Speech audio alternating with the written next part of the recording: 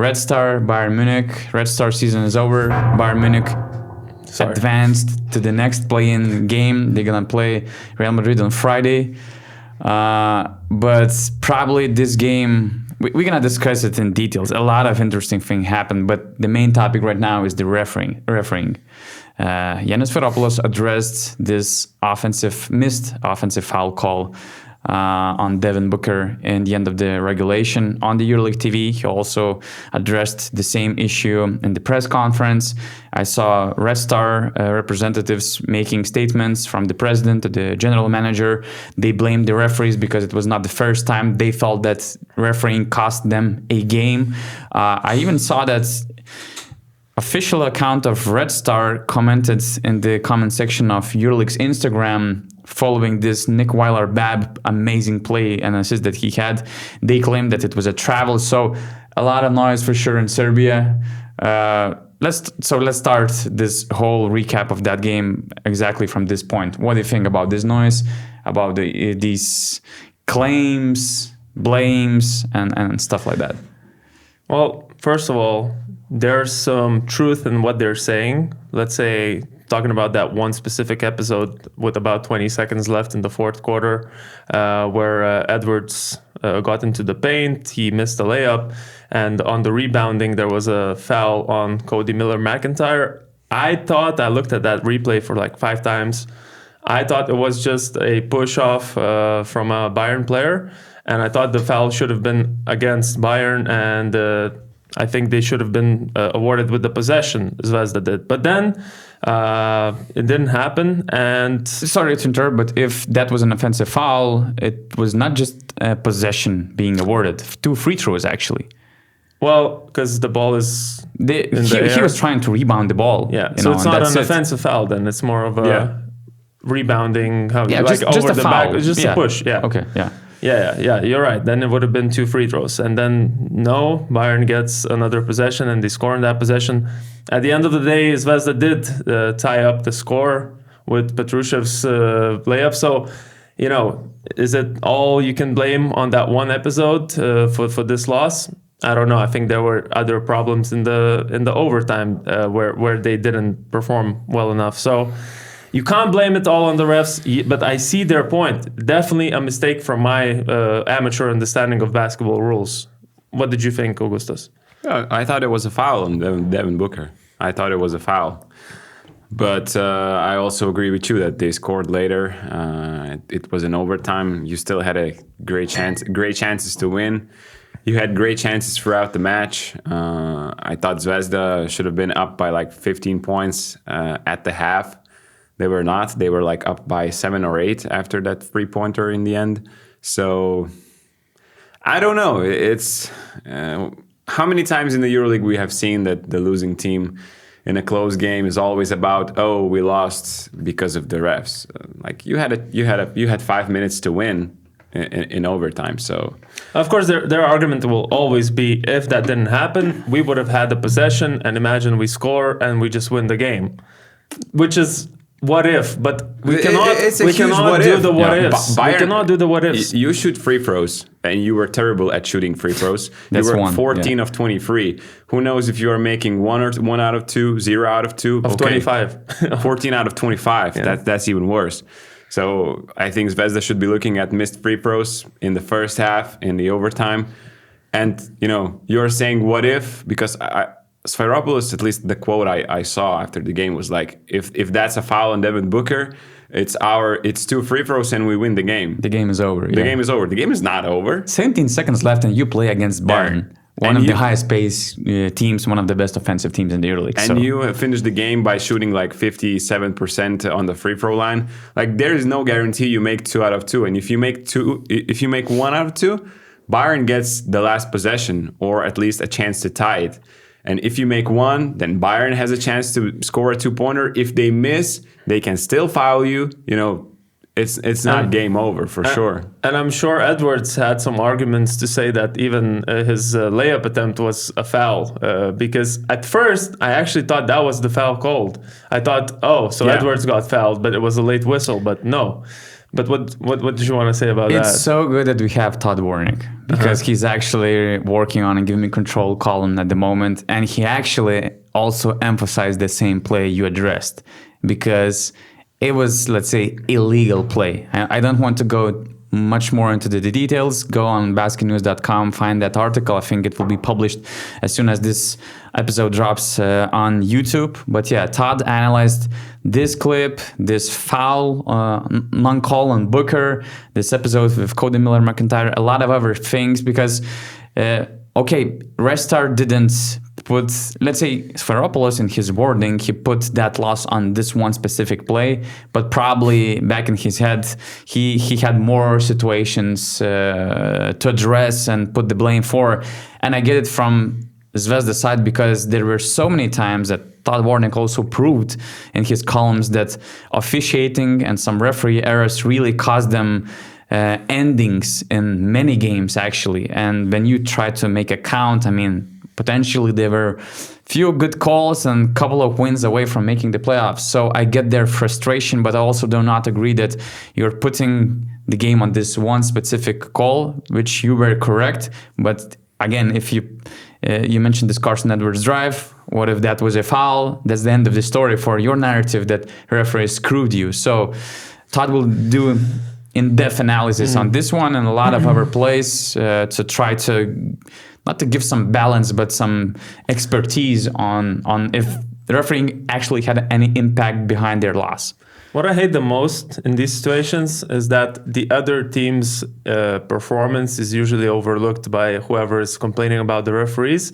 They're just saying, oh, we just lost because of the referees, and then whatever the other team did doesn't matter. And I just, hate that this is the way we're thinking about in European basketball instead of thinking, actually, Bayern played a pretty good game. I don't know if this is not too cliche to say, but was a very complete team performance from them because in the first quarter it was Carson Edwards setting the tone. Then this guy Karchenkov comes out of nowhere, scores like 5 points in a row to close out the first quarter, stops a run from Zvezda, then starts the second quarter quite strong. Devin Booker throughout the whole game was great, actually, making those shots. Then Edwards at the end, making that layup to tie the game. Or to get ahead. Actually, he was there. There were 3 seconds remaining on the shot clock. 3 seconds until the possession is finished. Yeah. He was still standing on the Bayern logo, like 10 or 11 meters from the rim, and he's so quick that he managed to do like 3 dribbles, and he released that basketball with like 0.2 seconds remaining. I thought that was spectacular. I was going to replay to watch it again. Yeah. I'm making sure that he's really near the half court with 3 seconds remaining, and he's there to make a shot. That was really spectacular. And to finish it off, it was Lucic out of nowhere to start the overtime. 2 3-pointers, I think, made that. It's always like who scores first in the overtime. And when you score 2 3-pointers in a row, you got a 6-point lead. You just got to keep it from there. So that's what happened. And the list goes on, actually. Niels Giffey, crazy game for him. Important threes, some great reads, good defensive effort. And we didn't even mention Nick Weiler-Babb. His shot making, his passing, the iconic assist that he made in the end of the overtime, insane. His defense, all around performance, as you mentioned. So you cannot rule that out. You cannot just overlook those things that Bayern displayed on the court as well to get that win. That Weiler-Babb pass could be easily a play of the year candidate. For sure. Just the stakes, because there was a similar pass, Brandon Podziemski, this season for the Warriors. He made this pass, but it was, it was not in the overtime with 2 people doubling you nearby, 1 possession game. If you make a turnover, the other team has a chance. This guy just decides, I realized he saw Devin Booker, there running. And I'm like, is he really going to try this pass? Because there was no other way to make a one-handed outlet pass. And he just decides to go over his back, full strength pass. So accurate. Just relying that Devin Booker makes that run, makes that sprint, and the pass is actually accurate. That was That was phenomenal. At that part of the game, I thought it was just unreal. Well, landing that pass was like the same as landing the airplane in Hudson River, basically. The way they finished that play and possession. I mean, why not? I mean, it's incredible. What's that reference? I don't get it. You didn't know the story? Like in the middle of Manhattan, the plane landed on the river 10, 15 years ago. Yeah. And, they saved the day basically because there were no people died and stuff. Man. I want to know how many of you guys got that reference. Because there's even a movie about it. Okay, you guys. Okay, let's ask our audience. But because I thought you were going like this is like throwing a Hail Mary pass, NFL, Super Bowl final, last minute super high pass. Somebody grabs it and one team wins. That plane landing on the river is a way bigger thing than freaking NFL, man. What the hell? What the hell, guys? Well, you know what, guys? You mentioned usually the first that scores in the overtime, usually that team wins. I think that Zvezda also faced the reality of trying to catch up with the rhythm of Bayern Munich and how hard it is to catch up with their rhythm even for the overtime. Once again, Bayern is the top 5 team in the EuroLeague in pace. Zvezda is bottom 3. And if you look at the minutes that their main guys played, Kalinic, 37 minutes, that's his season high. Petrushev was also close to 40s. Petrushev played over 30 minutes only once this season. There were some other guys playing really huge minutes. And then when you combine with the free throw shooting, 11 misses is huge in such a close game. And watching Bayern displaying the same level of basketball for the extra time as well. I mean, that's why those high-paced teams play the way they play. Because I remember talking to Nikaja Sebon Navarro, who also prefers that high-paced basketball. His idea was like, we train to play this way and try to catch up for us for 40 minutes. So to do the same for the extra time, I mean, just watching how Zvezda played, how they struggled offensively, I really felt that, they just didn't have anything in their tanks to catch up and to win that overtime. I mean, Kalinic missed both free throws. Petrushev, he threw the air ball in that situation. So, I mean, it was also that's what decided the overtime. 5 free throws missed in the whole of overtime, so you got 5-point difference here if you make those points. And Petrushev looked a little bit tired in the end. I agree with you. And just when you mentioned the speed and make other teams try to catch you, I immediately thought this was a nice relay to our next topic, the next play-in, because Madrid couldn't catch Paris, but I got one more thought about. Yeah, let's wait. I mean, about Zvezda. Yeah, about their season, really. About their season? How they just finished their season. Yeah, how unlucky it is how they finished their season. 3 overtimes in the last 3 games, all 3 overtimes lost, and going from basically that game against Efes was the crucial one we even highlighted before. We said this game will decide, who will have a better chance of making the playoffs. After that game, Efes went up to have a guaranteed spot. Zvezda fell into the play-in pool. Then the game against Panathinaikos, again, overtime.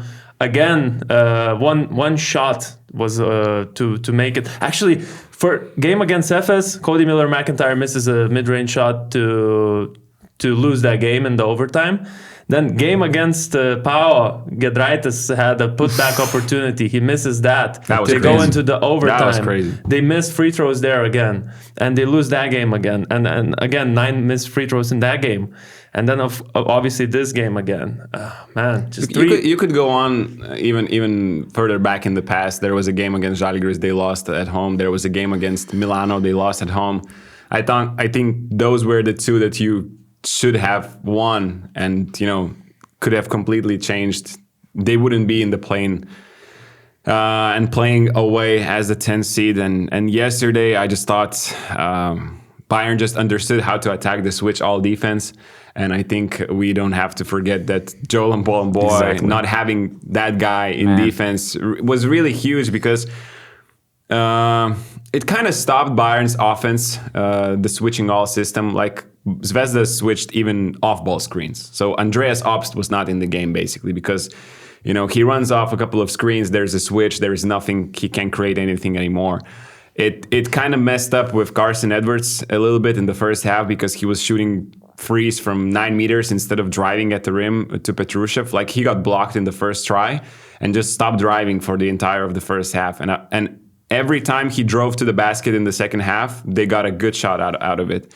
So deploying switch all defense for like 45 minutes, I think Bayern just understood how to attack it, and not having Petrushev, not having Bolomboy, like they didn't collect the defensive rebounds as good as they should have done. So I think they really missed Bolomboy, but at the same time they missed their free throws, and I think they missed their frees, 5 out of 22 only, and they had some good ones, but. I mean, Bolomboy's presence, there were so many times when I was watching Carson Edwards or anybody, finishing the play or the drive and, making a layup. And I'm like, if Joel Bolomboy was there, the rim protection, just his general presence in the paint, they would have allowed way less points when it happened yesterday in Munich. But you mentioned all these points about, being unlucky and not winning those close games in the end. And to me, it comes to one point. Zvezda must build on this team, on this core. They have to keep this continuity for the next season because they were really close. I think that they really deserve to make the playoffs this year. And even coming into this playing situation, I really thought that this team has a character. They have nice depth, good players. I mean, Petrushev's and Kalinic's performance, they both scored 50 points. I'm not sure if in the history of the EuroLeague, there were 2 local players combining for 50 points and not combining 40 points and some other guy scores 10, like 20 and 30. It's incredible. And the way they played, their duo was just unstoppable from decision making, from scoring. Like Petrushev, I don't think that he missed a single field goal in his first 8 attempts or something. So it was amazing. So if they managed to somehow take Petrushev from Olympiacos because he's still under the contract with the Greeks, if they managed to make just a couple of tweaks with the current head coach Feropoulos, I mean, they're a dangerous and solid team for the next season. And again, even with this core of this situation, they deserve to be in the playoffs. So yeah, that's my thoughts on their season conclusion and what they should do for the next year. And actually, one thing we haven't even mentioned yet, which was probably in the headlines the most, was that low disagreement, scuffle, you could call, or just heated argument between Bayern's coach, Gordy Herbert, and Nikola Kalinic. I really wish we could have heard what they were talking because you can't really make it out, but I just saw this. I've just heard the very end of it. Get out of here. I think that Warren Herbert said something like, get out of here. Yeah. And that's why it made Kalinic mad. Yeah. I guess. Well, is he saying go home? It's time to go home? Probably. I think... Is he doing the Damian Lillard? I wasn't there. I haven't heard the whole scuffle and conversation, but I think it was connected to the fact that Zvezda fans started throwing stuff on the floor. And I rewatched the whole sequence after the final whistle, and there was the moment, and it's actually on camera, when Herbert was shaking hands with the head coach, with the assistant coaches, with the players. It all went smooth. But one thing, I don't know if it was a cup of beer or whatever, I think it hit Herbert. He was like this. He took it from the ground. And then from what I've read, he threw that thing toward the... executives, front office people of Zvezda and Zvezda fans. So I don't know if this directed at the front office people, like, guys, what the hell are your fans doing here? Clear the shit out. That's not how it's supposed to be on our home court. Because Red Star representatives, I saw that they said there was a big quote by the GM. Of Red Star, he said that I have to say this publicly. The behavior of the opposing coach was so shameful that I have no words. And Meridian Sports reported that Herbert threw the glass at the red and white board of directors, got into a clinch with Nedovic and Branko Lazic. So again, if that was directed to the front office people or just the fans, because they hit him first. And when you see it on camera, like 7, 8, 9, 10 cups are just flying on the court. And I understand the frustration. So it's possible that it escalated, because if you watched it at first, there was even a handshake between Herbert and Kalinic. He had this short conversation with Vlasic, Herbert, then with Kalinic once again. And then, it kind of escalated, and this whole thing was like, get out of here. And I get it from Kalinic's perspective. The players are not, it's not their fault. Yeah. The fans' behavior is not their fault. Although I think it's a shameful behavior by fans and by guests. Like when you're visiting this gym, you're allowed to have so many fans in the building. Like if you went to Barcelona, it would be out of the conversation. 150 people or something. They have some strict rules. So they greet you.